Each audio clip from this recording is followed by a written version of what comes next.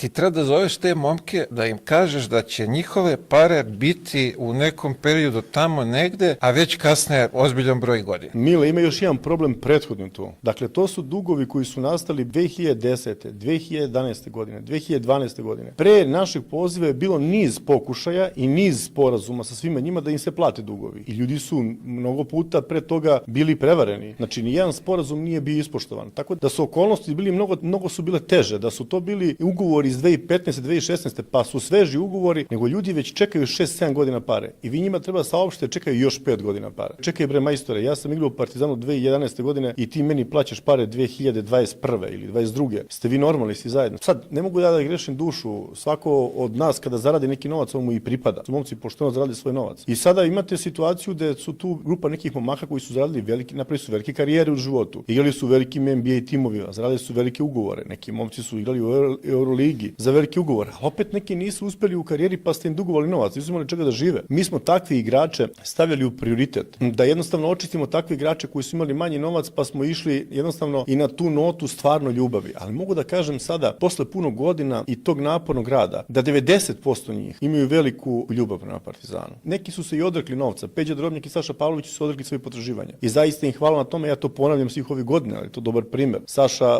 Pavlović u tom trenutku je mogao da naplati $100.000, ali je momak rekao ja neću. Ok, nek je zaradio on puno para, ali to je ipak njegov novac koji je on dao kao učešće Partizanu i tako dalje. Ali ja ne mogu da se ljutim na one koji su tražili svoj novac. Neki nisu ni želeli da naprave sporazume, neki smo morali da platimo odmah. Neki su nas blokirali pa smo bili po 3 meseca blokirani.